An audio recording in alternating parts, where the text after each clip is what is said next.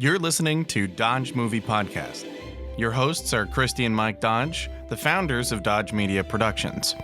We produce films and podcasts, so this is a podcast about films. Join them as they share their passion for filmmaking. Looking to start a podcast but don't know where to begin? Look no further. The team at Dodge Media Productions has 20 years of experience as podcast listeners and observing the industry and 8 years experience in podcast production. We can help you take your podcast from idea to fruition, and we'll make the process seamless and easy. We'll help you with everything from recording and editing to hitting the charts on Apple Podcasts. So what are you waiting for? Contact us today and let's get started. DodgeMediaProductions.com. We're doing a bonus ep today of talking about the Oscars. Yes. This is before anybody has voted. We've just heard the nominations. We don't know who won. So depending on when you listen to this, you may already know who won, but we don't at the time of recording. Yes. So I'll just give a tiny bit of back history. I have always loved the Oscars. It's always been an event. And of course I got super excited when they started. I remember it as, well, I guess maybe my 30s and 40s. I was going to say a teenager, but I don't think it happened that early. Like the Channel E and some of the others would start like early in the morning talking about it. And it was a whole day event. In fact, Correct. I've thrown a couple Oscar parties with just our family where I make all the food. And one year my mom even bought like some decorations. And I don't go as far as the Strandbergs. They actually have big Oscar parties where they invite like extended family and they dress up. Wow, tuxedo and evening gown? Yes. And I want to say that Kelly said that she would even go to like Goodwill and try to find like the gaudiest. Yeah, they just make an event of it. So I love anybody that eventizes anything really, but Sure. Oscars have always been near and dear to my heart. I love all the award shows.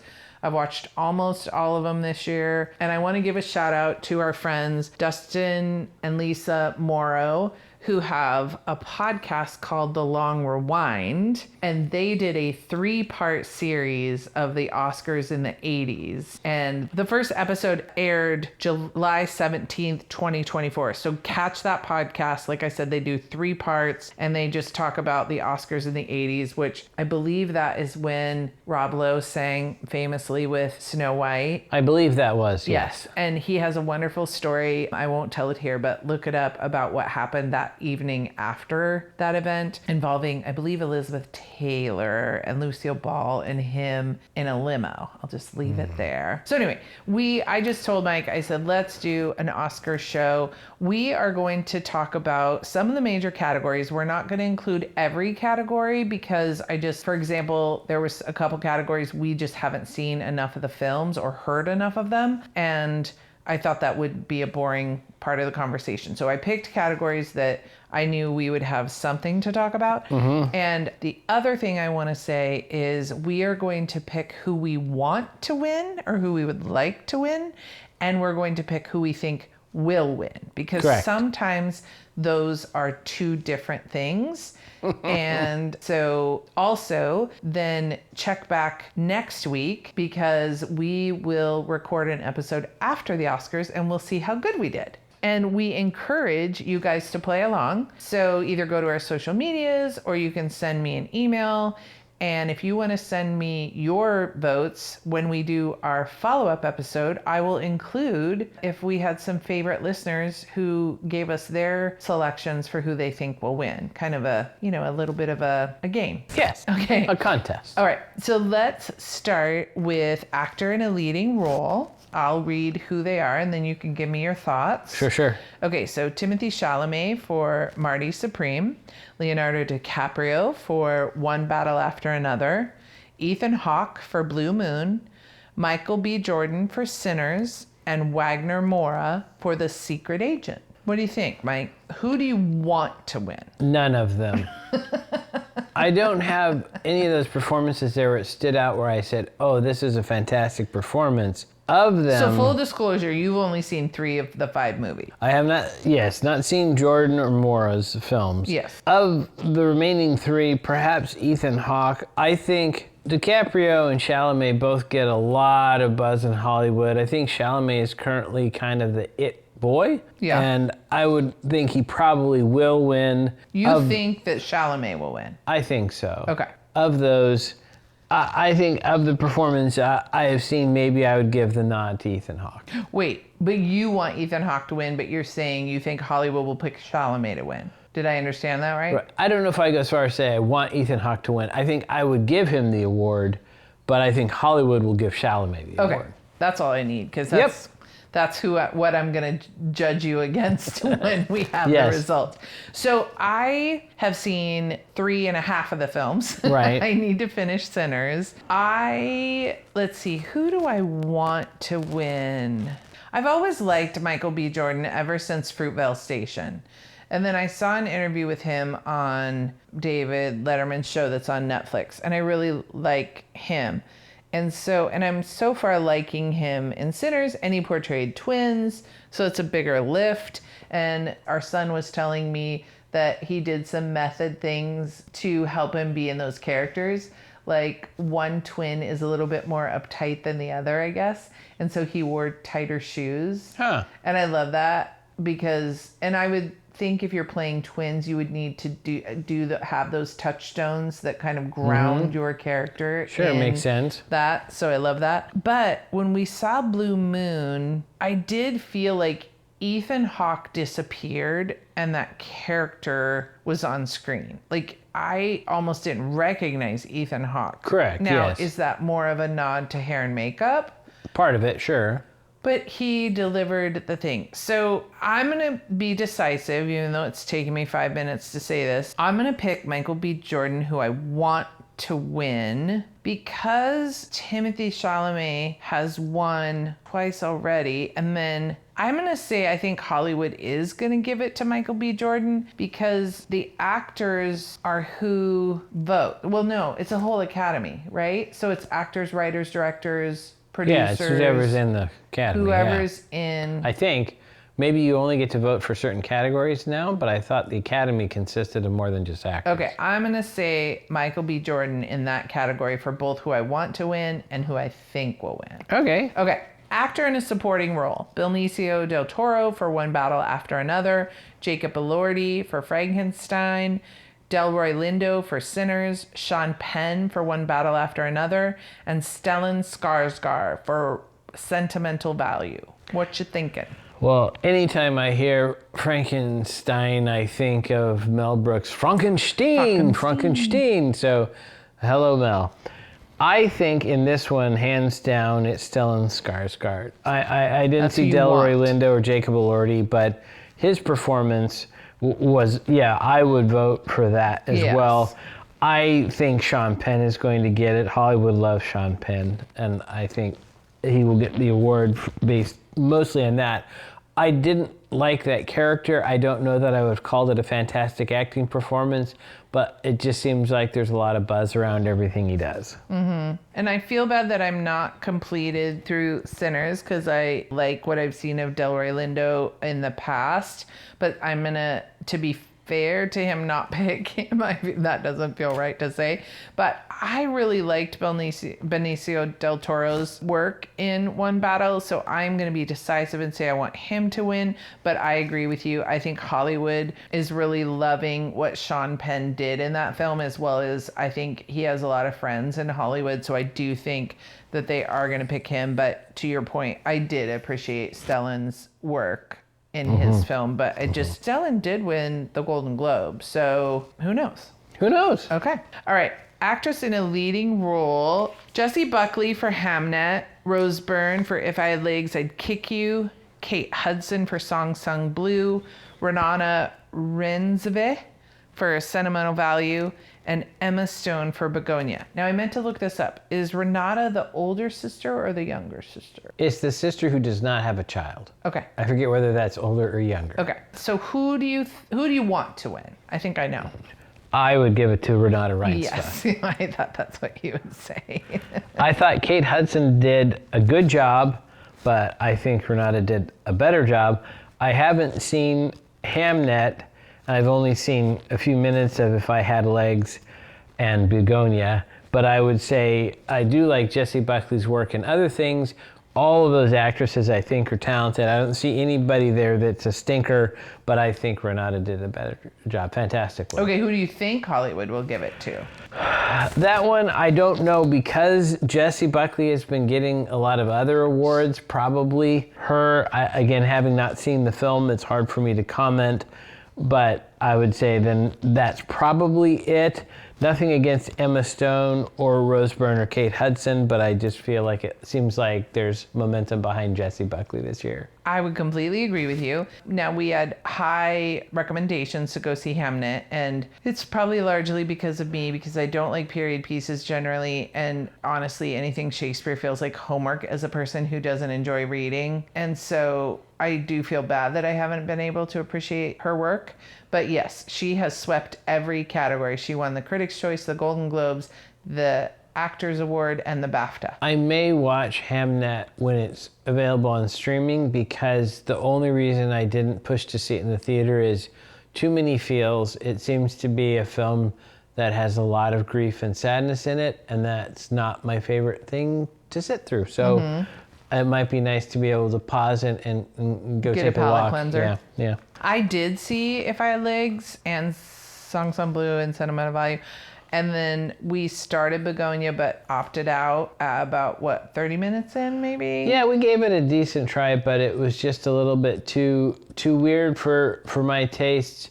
I've had people say, oh, you have to sit through it, it'll all be worth it in the end. That's what they told me about Fight Club, and I didn't believe it back then either. Some films just aren't for everybody, and this one's not for me. I think I'm torn between Rose Byrne and Kate Hudson. I really enjoyed Songs on Blue. I think she's a very talented singer, and she transformed herself in that character. You still saw that it was Kate Hudson because she's just such a bright, sparkling light. I think it shines through so much, but she did transform, and I know she did a lot of work, and she was very careful. And then Rose just broke my heart as that mother, and I felt for her. So I'm gonna say I want Rose to win, and she did win the Golden Globe. They actually give an award for comedy/musical. I cannot believe they're calling If I Had Legs, I'd Kick You a comedy, because Right. I don't even know how it's a comedy. But This is Spinal Tap is a comedy. yeah, exactly. But I agree with you. I think Hollywood's going to make it a clean sweep. And I think Jessie Buckley, she's going to get it for that portrayal. And I guess, it's funny, I have a joke coming up in another category, but it feels like if you're a grieving parent, you almost get the award. And so I wonder, is that partly, because those of us who are parents, we can't imagine what that would be like. And so is that why? But anyway, so we shall see. Okay.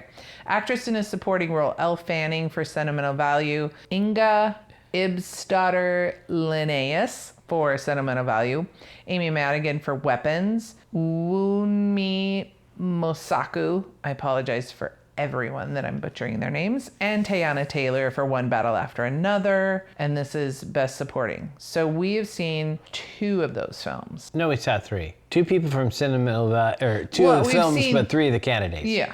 So I would, of course, you could predict this. I think Inga for Sentimental Value would be my vote. Yeah. I think probably Teyana Taylor will win for One Battle After the Other, is based on just buzz. That's my thought.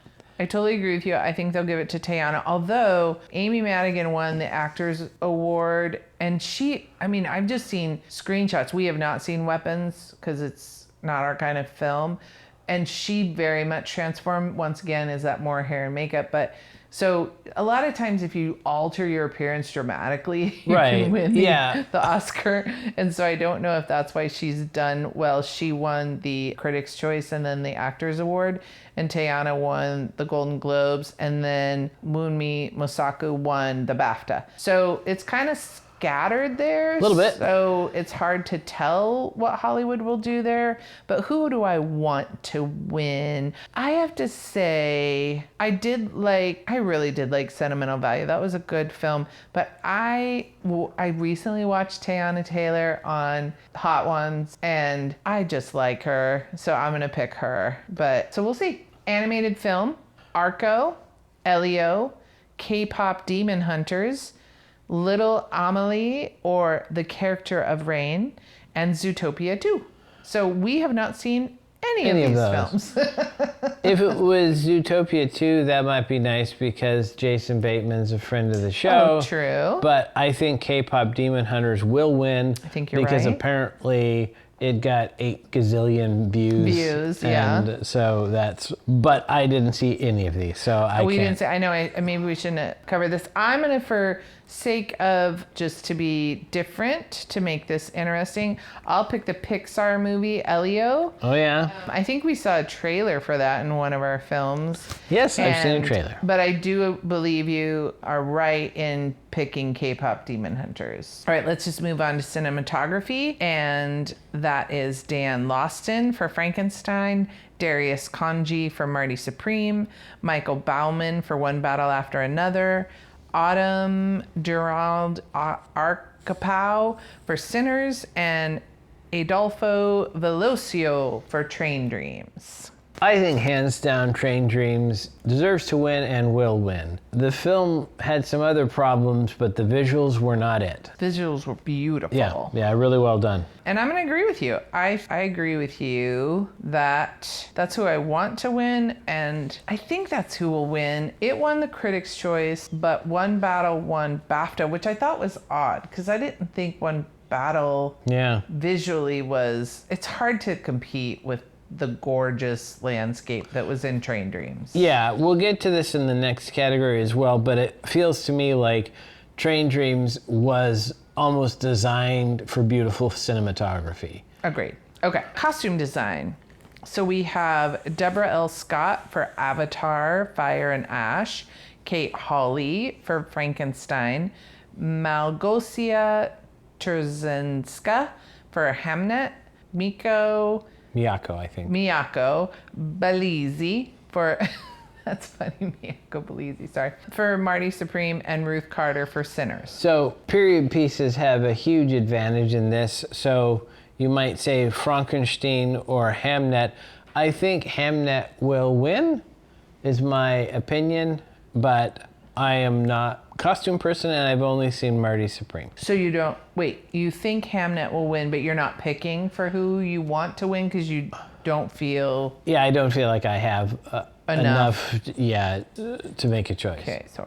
Okay, let's see. Who do I want to win? I guess. Okay, I'll pick Marty Supreme because, period piece. But you're right, this is all over the place because a lot of them are either period pieces or very elaborate, like with Avatar, it's just another world. So you have to create what you think in that world costuming would be. But I think Hollywood will give it to Frankenstein. Okay, directing.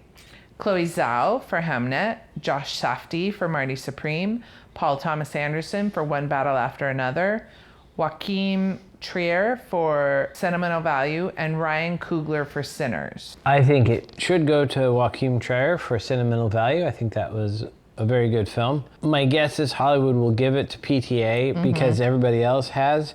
Yep. I actually have a bit of a problem with that because I didn't like some of the choices he made in there.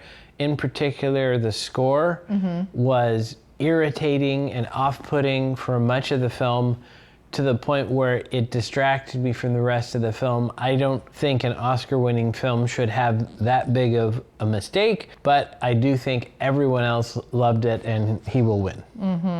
I'm torn between Josh and Paul. Who do I want to win? Because I listened to both of their DJ podcasts, and hearing the passion that Josh had for this story and how much time of his life, I believe he spent 10 years working on this. And so anytime someone dedicates that much time to a project, I get caught up in their passion for it. Sure. And so I kind of am pulling for them. And then just hearing some of the reasons why PTA made some of the decisions behind his. So although I've heard Ryan Coogler speak and I really liked a lot of what he had to say, but I feel bad that I should have tried to finish that movie before today.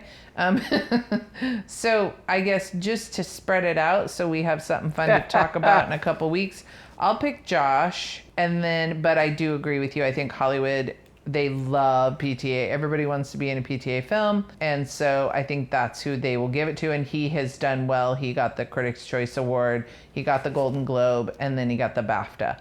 So I think that he will kind of sweep it and they'll give him the Oscar as well. I wonder what I should have looked up, but maybe we can talk about this at our follow-up. Has he won? Because he's very well known, but I don't know how many awards he's won. Okay, yeah, So that's a good question. I know the name, but not the award history. Right. Okay, film editing. Stephen Marion for F1. Ronald Bronstein and Josh Safdie for Marty Supreme. Andy Jurgensen for One Battle After Another. Oliver Bough for Sentimental Value.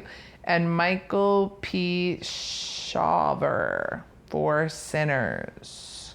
So I know what you're going to pick. For the Oscars, I think Olivier for Sentimental Value is the one who wins. But I say for the Oscars because I liked the F1 film, but it's almost like it's in a different category.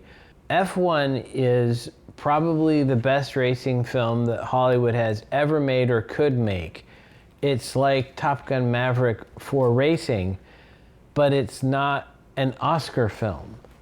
It's a different category almost. It's like in books, there's literary fiction and mass market fiction. And I feel like F1 is a mass market appeal film. It was designed to be an exciting thrill ride that a lot of people like to go see in the theater.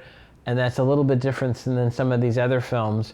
So I feel like it also deserves credit, but I think in the terms of purely Oscar films, in this arena, I think Sentimental Value. But that's not should win.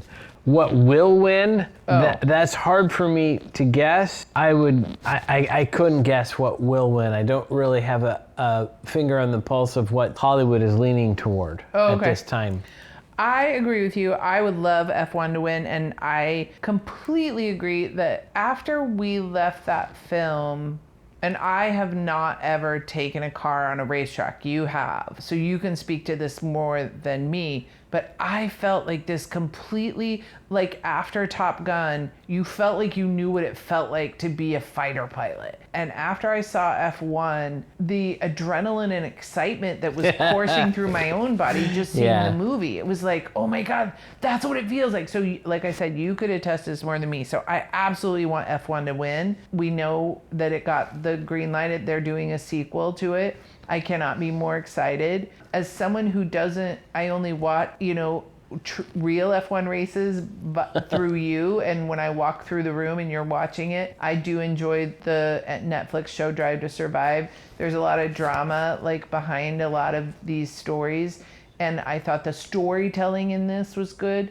And we, you could listen to our F1 episode to hear this, but I loved all of the stories behind the making. I can't believe that the cinematographers had the juice to basically go to Sony and say, hey, can you build us a whole new camera? And Sony said yes. I mean, what kind of, to have that kind of leverage in Hollywood, to have a company make you a special camera. I mean, I'd love to go to Rode and go, okay, I don't know how I would improve on their microphones, but to have that much juice that like you could say. Well, someone from Rode should reach out. We have some ideas. We'd love to have a conversation. We'd love a sponsorship. Even more. We only use Rode. We can try out your prototype gear. Yeah. But anyway, so I want F1 to win because to your point, I love it. We love underdogs, you and I. And I almost feel like F1 is that underdog because like you said, it's not an Oscar movie. And so for a mass market, to use your term, movie to win an Oscar, it's not in the best picture category to the best of my, I don't believe so. Let's flip it over. Oh, it is. I would say. But anyway, I would love for it to win. Having not been in cinematography, maybe it's in the technical awards because there is a lot of amazing work that they did with those cameras to capture the images. It did, I think, win some sound awards somewhere. I think it's a fantastic film, but almost like I said, in a slightly different category. Right. But once again, I don't think that it will win. And so No. who I think they will give it to is, I do wonder if they'll give it to Marty Supreme because of not only I'm envisioning that one scene where he's running down the street, but also kind of you've got all of the ping pong scenes. Yeah. I'm going to pick once again just for, I do wonder if they'll give it to One Battle, but I feel like Marty Supreme had more editing choices. I think you're right. And so I'm going to pick that one. Okay. Hair and makeup. And I'm sorry, I did not put the names under because they were teams. There were like 3 or 4 names. It's a lot of people. So hair and makeup team for Frankenstein, Coco Ho, Sinners, Smashing Machine, and The Ugly Stepsisters, which is a movie apparently based on a Brothers Grimm story. I hadn't heard of The Ugly Stepsister. Right. So I know we've only seen, and this is why I put this, we've only seen one of the films, right? But it's The Smashing Machine. And so I knew we would want to comment on this, but we've seen clips of Frankenstein and you've seen clips of Sinners. So I felt like we could kind of speak to it. So who do you want to win? The Smashing Machine. This is one of those cases where I haven't seen much, if any, of the other films, and I still think The Smashing Machine should win, as you mentioned before, simply for how much Dwayne Johnson disappears and becomes Mark Kerr. Mm-hmm. It is absolutely phenomenal. Mm-hmm. Not that the others haven't done some decent work, but that is just amazing. And as we talked about in the podcast for that film, it's driven home by the fact that there's one couple second shot where he's not in makeup. For whatever reason, they had him do it without the makeup, and it's so obvious that he's The Rock. And then the rest of the film, when he is in the makeup, it's a different character entirely. I know. If we ever meet these people that did it, I want to ask them, was there one scene that you didn't I put got to talk to on? the editor. So I'm sure the editor of The Smashing Machine is one of our 38 listeners, so they can call in and let us know. But I would vote for Smashing Machine. I think it should win. I don't know that it will, though. I would think perhaps Frankenstein. That's who I picked. Yeah. I agree with you 100%. So we're in lockstep here. I want Smashing Machine to win because their team just did such an amazing job. And it's the only movie actually we've seen. So I guess that's partly it too.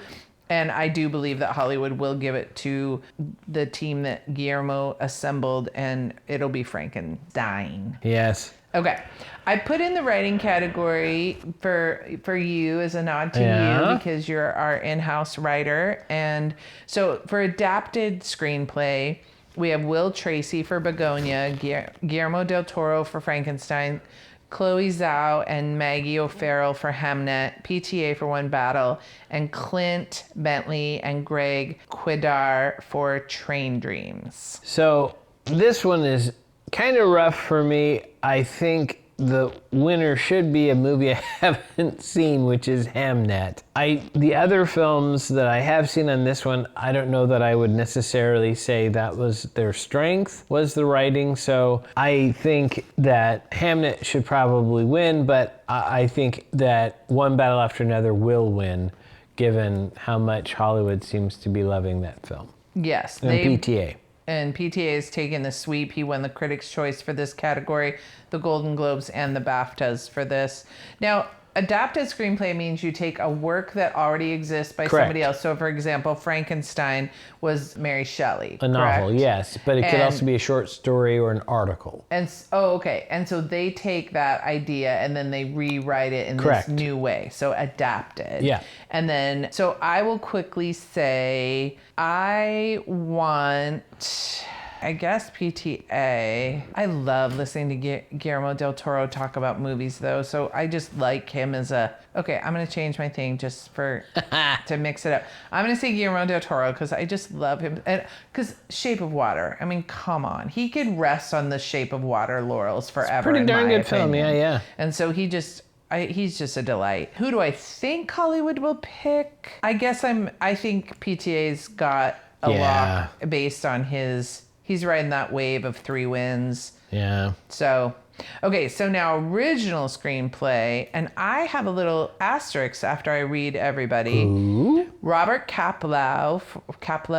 for Blue Moon, Jafar Panahi for It Was Just an Accident, Ronald Bronstein and Josh Safdie for Marty Supreme, and Eskil Voigt and Joachim Trier for Sentimental Value, and Ryan Coogler for Sinners. So who do you want to win for Best Original Screenplay?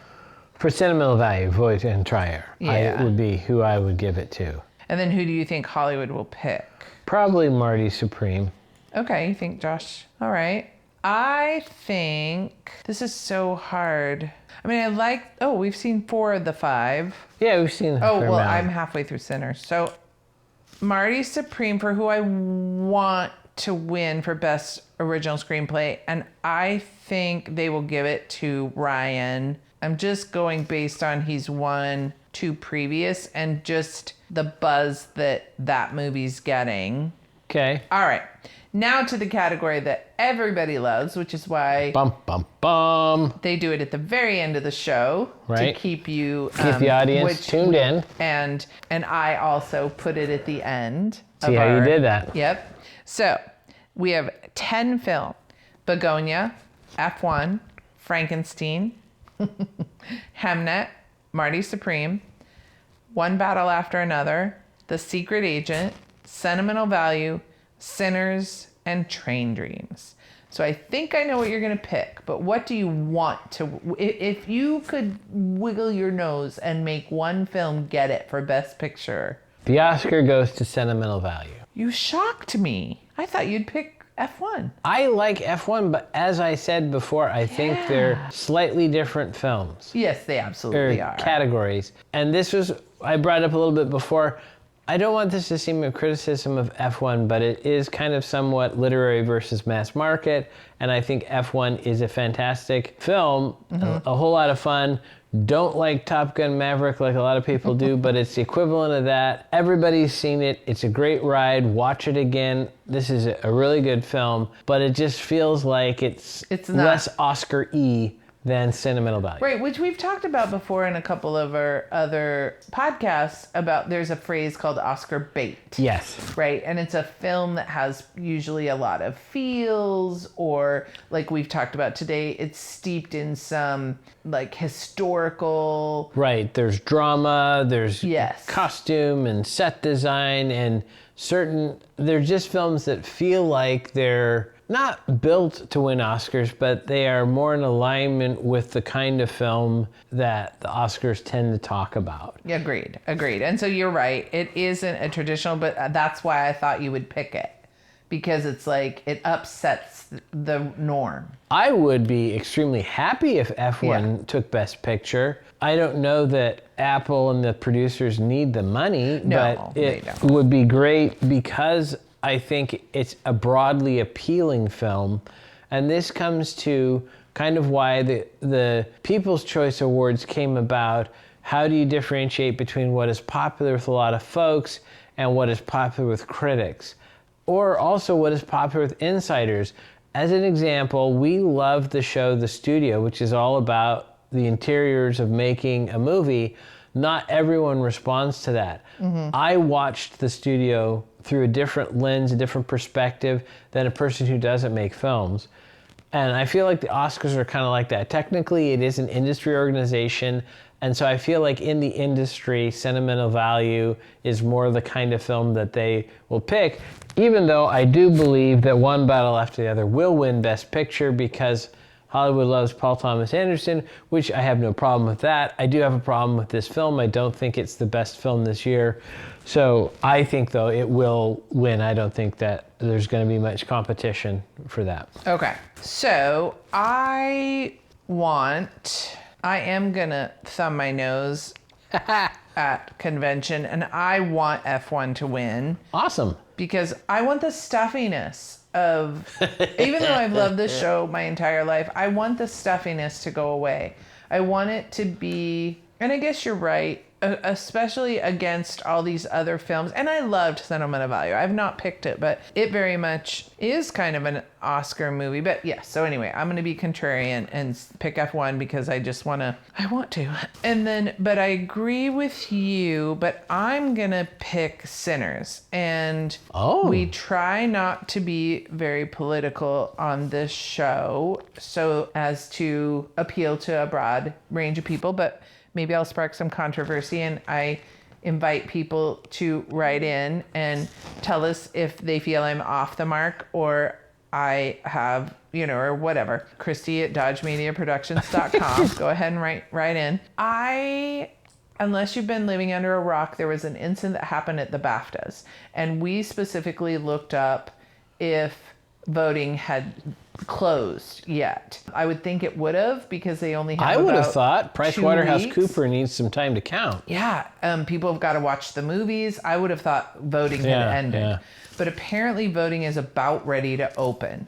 And I watched the Actor Award, formerly known the SAG Awards, and I felt there was extra love in the room for the movie Sinners because of the incident that happened at the BAFTAs, which I'm not going to talk about today, but look it up. You can read all about it and figure out where you land. I think that Hollywood likes to right wrongs, and I'm not saying it was a wrong. I'm just saying it was an incident that happened, and I felt that at the Actors Award, people were trying to go over, like, more standing ovations than normal, more awards. So I am saying, based on that, I am wondering if Hollywood, more people will be swayed to vote Sinners as the winner for the Best Picture on behalf of Ryan and that whole cast. I agree with you. I think they will get some extra votes because of that.